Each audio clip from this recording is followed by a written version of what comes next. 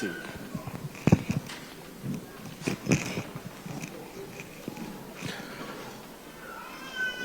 Ine ndi Dickson Chivwati Gondo kuchokera ku Zodiac. Ino okhala mtumiki wa Mulungu mukalosera mwayi wanu ndi otani opambana chisankho chimenechi zikomo. President, ine dzina langa ndine Cyrus Phiri kuchokera ku Story Club FM. Tumati tikafufuza ku Malawi kuno anthu ambiri akapeza ndalama amakakamizika kukhala atsogoleri. Inuyo ndi mmodzi mwa anthu amene anthu amakamba kuti muli ndi ndalama. Tinene kuti kufuna kuyimira upresident ndi chifukwa choti mwina mwapeza muli ndi ndalama? Ngati si choncho ndi chani chimene mukuchimva kuchokera pansi pa mtima chimene kukuwuzani kunena lino mukhoza kukhala mtsogoleri wa dziko? Zikomo kwambiri. Ine ndite Matembo kuchokera ku Yeneko FM. Ine ndikhazikika kwambiri pa nkhani yokhudza chipembedzo komanso ndi ndale. Inuyo ngati mtumiki wa Mulungu timafuna Malawi mungawuze zotani kuti mufotokozere bwino nkhani ya kukhala makamaka mu ndale ndi kumachitanso za chipembedzo. Kodi mpingo wanu musiya akhristu anu muwasiya kapena muzigwira motani mpingo wanu plus kukhala mtsogoleri wa dziko? It's just extension.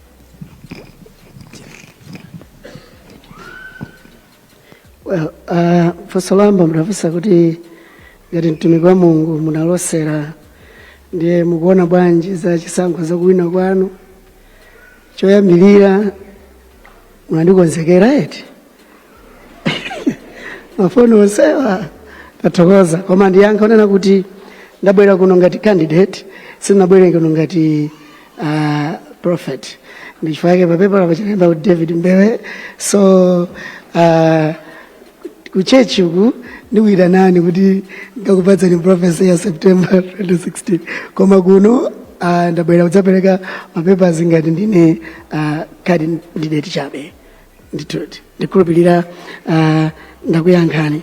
Anthu akunena kuti bwanji kumalawi kuno anthu akane ndalama then amayamba ndale, ndipo anthu amanena kuti muli ndalama. Koma kwambiri ndangokhala ndi mtima ofuna kuti tipulumutse Malawi. Kuphatikizira kuti anthu amakamba za ndalama, anthu amangonena zimenezo, madziwa anthu zayankhula zawo, koma kwambiri ndi tungofuna tipulumutse dziko la Malawi, kuti dziko la Malawi lichoke pamene lili, tilipatse chiyembekezo china. Ndipo munafunsa zokhuza ndi chipembedzo ndale, kuti mpingo musiya andale wonse timaona aja, komanso amene muli apa media nonsenu muli ndi mipingo, koma mugwira ntchito yanu Saturday, Sunday, Friday mmapita ku church bwinobwino. So inenso sizindivuta anthu amatero poyambirira, koma titayamba chipani ndi church zimayenda bwinobwino, ndipo poyambirira ni matsogolera freedom of worship ya mipingo yosiyanasiyana ya Malawi, koma ndimakwanitsa kubweretsa marastas and everybody akumbona kunsanja kwabweretsa pamodzi, koma Saturday, Sunday mapemphero bwinobwino. So ndi nkhani yongodziwa kuti uyu ndi toothpaste asakhale ku kitchen, iyi ndi toothbrush sakhala ku kitchen timuyike koyenera kupita, mapoto asakhale ku toilet akhale pakuti. So it's just a matter of knowing kupanga zinthu kuchita separate, kuti izi zinthu kupanga za apapa ndi izizi, apapa ndi izi. So timangosiyanitsa pa nyengo yake, chifukwa aliyense mulili apa aliyense ali ndizochita zina, mwina mabanjamu, mabusiness, zintchito zina, koma mmata kukwanitsa pena kusiyanitsa kuti lero lino tai ndivale pa khosi, simungatenge tai uja kumanga yapa, mudzi wanokha kusiyanitsa kuti yayi tai make tai ibwere apa. So chimodzimodzinso zikatemera papangira ndale, number 1 ndimafunitsitsa kwambiri kuti ndisiyanitse, chifukwa ena amene amabwera ku church amabwerera prophet Mbewe, sabwerera za ndale, ndikabwera mu church timapanga za church politics kunja kwa church. So it's a matter of siyanitsa. Thank you. Okay, dzina langa ndine Clement Msisa, olemba nkhani ku Wireless ya Capital. Munafotokozapo kuti mukadzatenga boma ngati mtsogoleri wa dziko lino. Muzathetsa mavuto ena amene alipo monga kusowa kwa ntchito, kusowa kwa mankhwala, komanso mwina kusowa kwa mafuta a galimoto. Vuto limene lilipo panopa. Komanso munafotokoza kuti ngati mtsogoleri muzagwiritsa ntchito mwina ndondomeko zake ziti kwa zofuna kuthana ndi mavuto amene alipowa, komanso ndi mavuto tanama pakanthawi kufika lero. Dzina langa ndi Patrick Dambula kuchokera ku MPC. Mafuna kudziwa kuti mwina kapena musanaganize kupita kundale, kapena munachita konsida kuyankhula ndi akhristu anu chifukwa nthawi yayitali anthu akhala kudziwani pa nkhani za chipembedzozi. Za ndale tazimva mwina kuyambira chaka chatha ichi. Dzina langa ndi Anthony Manda kuchokera ku Transworld Radio. Mkukamba kwanu chakumapeto munakambako zoti meki dzikumvani. Ndikuona kuti amene mwatenga ngati running mate khala kumboyo kwa kwamba konso kwambiri kulimbana ndi meki zokhudza systematic. Ndiye ndimafuna ndimve kuti nkhani yake ndi yomweyo kapena nkhani yake ndi timene mumafuna bungwe loyendetsa zisankho idzikumvani munatsatira chakumapetoko. Zikamwambe chambiri ndimafuna ndithokoze chifukwa chifunso lanu amene mafusa lokhudzana ndi nkhani ndiyambe yakhudzana ndi kumeki amene mafusa zadandaulo. Nonse a media atolangani chilungamo mukuchidziwa kuti ngati tikukwanitsa kuvala zovala ndi manja palibe chifukwa choti tivale ndi electric unless tindi vuto tapuwala. So muzisankho zambiri mbuyo timavotera manyo.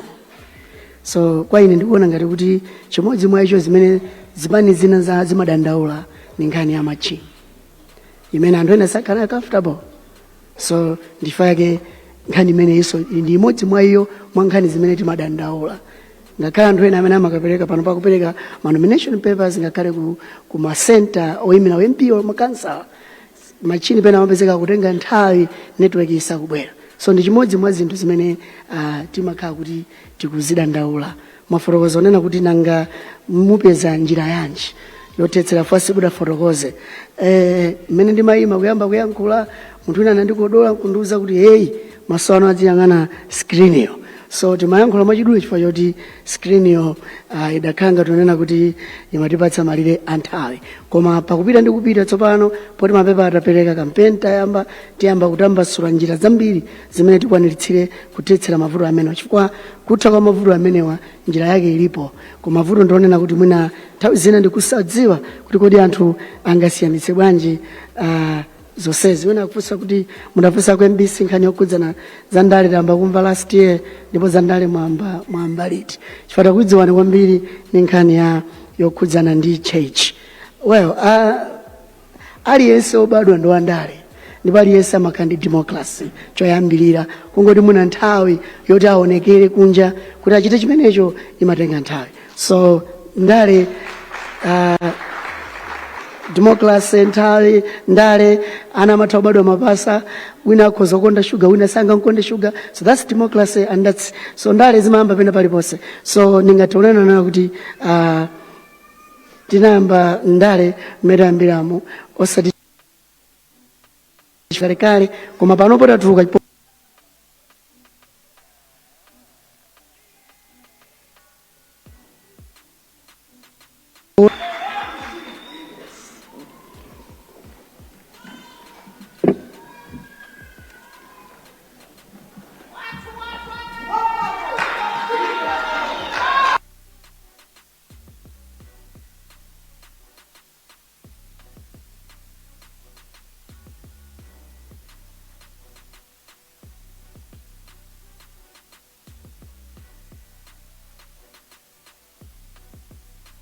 akhala ndithu mmodzi mwa makandidate amene akhala kubwera kuyambira lachinayi sabata tikuona makandidate osiyanasiyana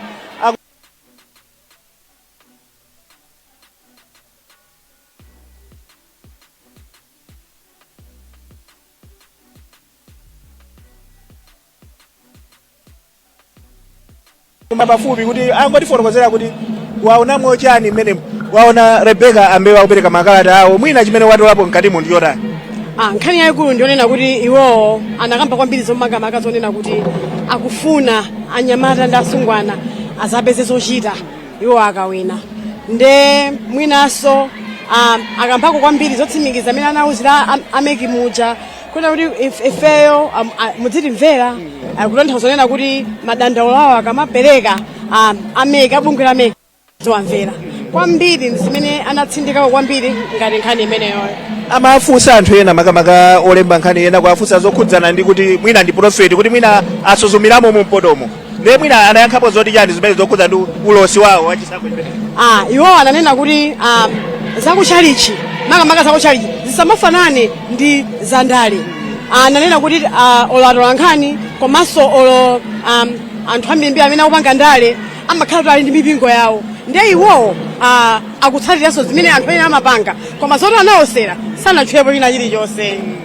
iye funso limeneyo ndi lofunika kwambiri ngati popeza anzathu ndi anthu a mulungu amakhala kuti mwina mulungu analosera mwina anaonetsera ali kutulo kuti iya chinthu chimukatenge ndinu fakenso linzake la funso limenelo on the flip side inalo kuti ngati mulungu sanakuonetsereni ndiye chifukwa chani mukubwerano kuzaononga makobiri anu kuti mpikisane nawo zimene koma ndikhulupirira kuti ambewe anayankha funso limeneli bwino ungayifotokoze bwanji makamaka gulu limene linabwera kuno anabwera ndi gulu lochuluka anabwera ndi gulu la saizi imene anthu ena amabwerera makamaka achinyamata I think iwowa kwambiri akutsindika mfundo zawo zitsinditsa kwa achinyamata komanso chifukwa unaonena kuti kunokonso kwabwera achinyamata ambiri komano sitikudziwa kuti achinyamatawo analembetsa kapena sanalembetse chifukwa kuli kutenga anthu amene unena kuti akukusapota ukupita nawo kuti akakuthandize mwina molalo koma anthu asanalembetse zimene zizi zimafikabe kunena kuti kodi anthu amene akundilondolawa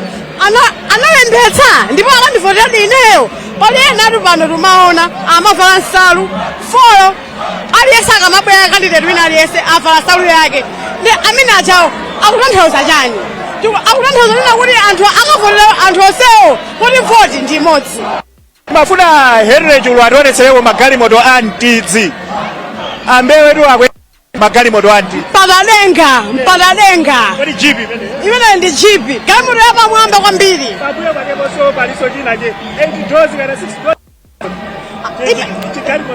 imene ndi 6 doors ya white koma ndi galimoto yapamwamba kopya magalimoto amene wa anthu ambiri ndi amene amafuna kuti akamapanga ukwati atayendera de ambewewa oti akudyerera kale akuoneka kuti aya akudyerera kale akuyendera magalimoto mwinaso president sayendera kumalayo chifukwa chani akuti akufuna upresident ukudziwa panopo I think aliyense amene akangodzuka akumangonena kuti mwina ineyo ndipite ndikayesere nawo mwayi wa UNP ukhansala kapena upresident pamene anthu ambiriso akumanena kuti mwina anthu anaonapo kanthu mwina kuti kumene kwako anthu amatani amalemera mwina amakhala ndi ndrama ndichifukwa anthu ambiri akukhamukira kuti ayime m'maposition osiyanasiyana amenewa andale mpaka dali pano kwa amene mungotipeza kumene tikudikirira kuti ambewe amene tu ali Prophet David Mbewe amene ali mtsogoleri wa chipani cha Lefu kuti mwina atiyese kucheza nawo ziwiri zitatu atapereka zikalata zawo makamakatu zoonetsa chidwi chawo kuti adzaime nawo pachisankho cha pa September 16 dera beka funso lina nkubati anthu okwana 22 ndi amene aonetsa chidwi upresident umodzi kadziko kamodzi ka Malawi sanachuluka anthu ene m'maganizo mwanga ineyo 2025 yationetsa zinthu zambiri zomwe nthawi yapitayo tisanazione kodi kumbuyoko samakwana 22 ayo samakwana 22 amakhala mwina awiri atatu mwina 4 koma panopo chaka chino ndi 22 koma funso nkumati kodi anthu osewa anthu 7.3 million adzavotera ndani yes enanso mbuyo mwamene amayima anali ambakuwako koma chaka chino sinaone koma apa ndikuona ndithu ambewe tione mtolankhani wathu blessings pinga njira tione ngati angathe kutipatsa mwayi kuti ticheze nawo pano pa Times kuti timve bwino lomwe kuti anene zotani iwo atsatirawo ndi amene akuti ona pangolini choyambirira Prophet David Mbewe congratulations mwapereka zikalata zikoma kwambiri athokoza mwina kwenikweni chimene mufuna kuti akwaniritsa kwenikweni ku dziko lino la Malawi mukasankhidwa pa 16 September ndi chani? Tichotse ndale zabodza. It's high time tiyambe kupanga ndale zoona. Anabwera Dr. Kamuzu Banda anena kuti ndabwera kudzapanga break stupid federation. Anabwera yena anabweretsa malonjezano awo. But now it's high time tibweretse ndale zoona, manifesto ona kwa Malawi. Tisatenga Malawi mwachizola. Tipange zimene tinene zimene tingachite kwa Malawi. Chifukwa Malawi akutayika na Malawi akufa. Kwa amene akutionera pano ena mwina ali kunsanje, ena kuchikwawa kumene, ena kukaronga. Akavotera inu, avotera chani? Avotera ntchito, avotera kumene kubwere makampani amene atsegule ntchito. Ina ndinkadabwa kunena anthu ena akunena kuti akuti adzalemba ntchito iyo. Ndimadabwa kuti mungalemba kampani yake itiyo. Koma choyambira tibweretsa ma investors kuno ku Malawi. Kuyambira pa 16 September tibweretsa ma investors amene alemtandize kulemba ntchito anthu amu community. Komanso tipanga promote kwambiri farming. Cholinga anthu ambiri mwayi ogwira ntchito m'mafamu kuti ana aja akachoka ku sukulu ngati kubunda akachoka kuti adzipita straight ma practicals awo kupita ku farm. Ena kubalira kuti ayi kuona magalimoto amene akuyendera a David Mbewe akoneka antidzi kuti mwina president so mwina pena sayendera kumene. Chifukwa chani inu mufuna musiye ulemerero umene upita ku president? Yes, true. Zoonadi. Ndi madabwa aso chifukwa chani Mulungu anandipatsa mwina magalimoto oposa. I don't know why. Koma chimene chanipangitsa ndikuwawida kwa mtima. Paona mena Malawi. Mtima wanu mawawa? Yes, paona Malawi mena kuvutikira. Tikapita ku Central Hospital anthu akumwalira kulibe mankhwala. Odwala kuzida akagwira mankhwala ku pharmacy. Izi zimazandipangitsa kuti no, izi za ulemerero zilibe kanthu. Koma mulumutse Amalawi. Prophet David Mbewe tifuneni zabwino zonse. Ziko mukabizi. Amene yotu ni mtsogoleri wa chipani cha LEF David Mbewe kuyankhula nafe atamaliza kupereka zikalata zawo ku bungwe limene la Malawi Electoral Commission. Kuonetsa chidwi chawo chofuna kuzapikisana nawo makamaka pa chisankho chimenechi, chisankho cha pa September 16. Ndiye kuchoka pano pabwereso candidate wina amene wandi Athoko Banda ndi amene ndithu tikhale tikudikirira pakadali pano. Pakathawi kamene kabwanji tipite kaye takamwera madzi nanunso mwina tikupatseni mpata pang'ono kuti mukabwere madzi tibwereso akabwera candidate ameneyo, candidate Thoko